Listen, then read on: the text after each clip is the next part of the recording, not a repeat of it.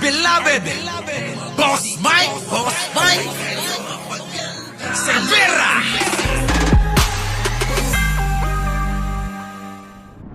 Babagsak ang ekonomiya. Paano namin mapapakain ang aming mga pamilya? Negosyo o kalayaan, ano ang mararamdaman mo kung biktima ang iyong anak Ano nga at ito ang maririnig mo mula sa bibig ng utak dito nito? sa mundo nagkalit ng mga sulasok. Minsan hindi mo matuto isang butas papasok. Kadalas mapagkakalang pangurakot. Kaya pag-iingat sa mga kagaya nila, parehas. Yo! Magandang umaga, magandang hapon at magandang gabi sa mandako ng mundo. Naroon kayo. Siyempre, magandang buhay na rin para sa ating lahat.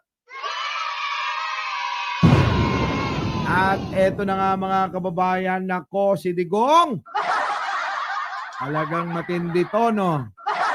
Ano ang gagawin ninyo kung kayo mismo ang biktima at maririnig nyo to? Oo. Grabe. So mga kababayan, bago tayo mag-umpisa, wag po nating kakalimutan mag-like, mag-share at syempre mag-subscribe. At ito na nga, bigyan natin ng reaction itong video na ito mga kababayan. Pasok Risha. Isa ka ba sa mga nasilaw sa mga propaganda ni Duterte noon? Ano ang mararamdaman mo kung biktima ang iyong anak at ito ang maririnig mo mula sa bibig ng utak nito? Syempre sa mga biktima masakit yan mga kababayan. Sobrang sakit niyan. Tapos makikita nyo ganito to, para bang nagyayabang pa, para bang baliwala sa kanya.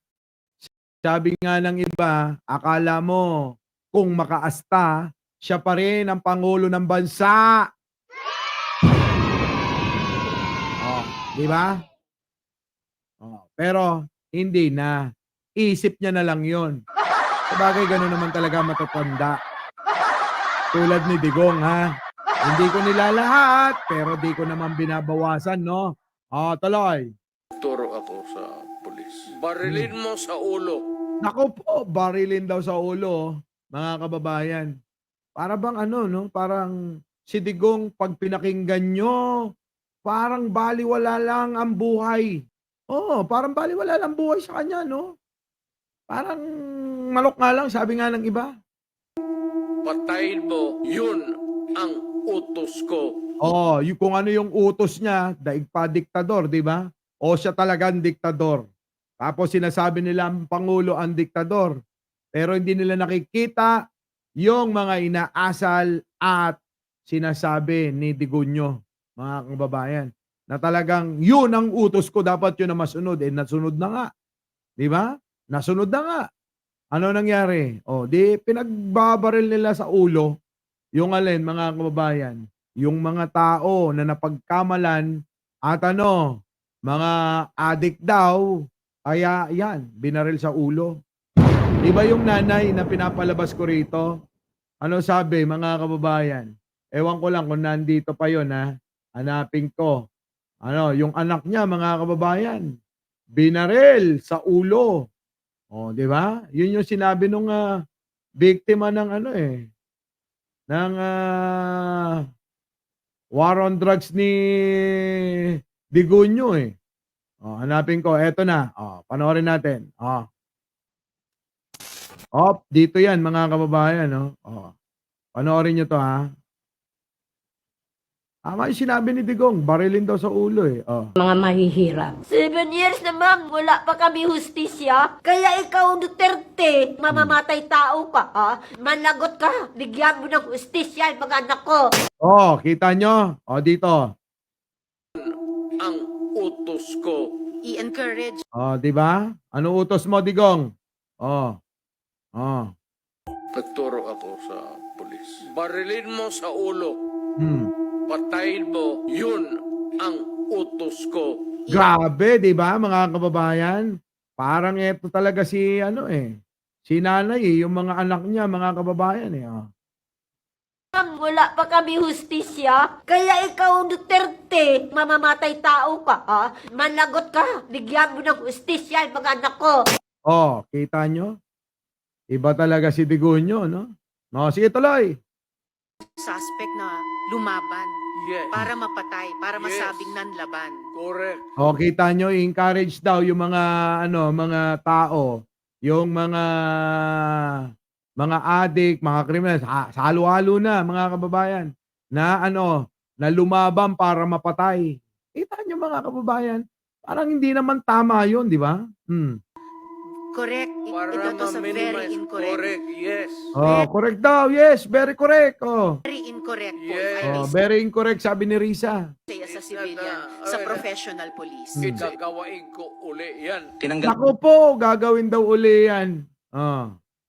Kita nyo, eto naman tsuhin nung si Kian. Oh, ano sabi? Grabe rin nangyari rito. ko sa trabaho. Dahil po dyan, binalot ng takot ang aming pamilya. No, kita nyo, damay-damay talaga yan, mga kababayan. Ikaw ba naman, mabansagan. Tapos na media pa. Di ba? Na kayo pamilya na nagtutulak ng droga. Batik talaga yun sa buhay ninyo. Ganun po kasi yung mga naging biktima rito ni Digunyo Namamarkahan sa publiko at Correct. sa national TV. Namamarka sa publiko, national TV. Maging sa mga kapitbahay ninyo. Nako, kahihiyan to. Na wala naman kayong ginagawang masama. Na wala naman kayong ginagawang mali. Na kami po ay identified bilang taga-benta ng droga. Isa ka rin ba sa nabudol ng mga Duterte? Gising na. Isa ba kayo sa mga nabudol daw ng mga Duterte? Oo, yung mga iba, hindi na nagigising Diba? Mukhang hanggang mawala sila sa mundo. Yung pa rin, yung paniniwala nila patungkol dito.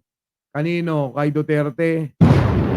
Hirap yan, mga kababayan ba? Gising-gising din Baka mamaya, nag-undas na't lahat-lahat. Sa susunod na undas. Nagsama-sama na kayo lahat ng biktima ni Digunyo. Bahala kayo. Diba, mga kababayan? Alam nyo, si Digong ibang klase, no? Ibang klase siya. Yung bang parang pag gusto niya. Parang si Sara. Diba? Pag gusto ni Sara. Dapat masunod. Dapat ganun. Pag hindi nasunod, nagtatantrums. Ewan ko ba rito sa mga idol nyo, mga Duterte na to, Iba Iba yung laman ng mga utak Anyway, mga kababayan, hanggang dito na lang. At syempre, wag po natin kakalimutan lagi, mag-like, mag-share, at syempre, mag-subscribe. Biktima ni Digong, dapat palabas natin bago tayo magpaalam ito.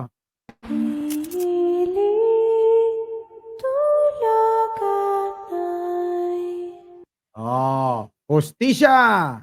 Panagutin si Digunyo! Okay. Bago tayo mag-iwahiwalay, mga kababayan, huwag niyong kakalimutan, syempre, mag-like, mag-share, at mag-subscribe. Maraming salamat po! Our beloved Boss Mike Cervera.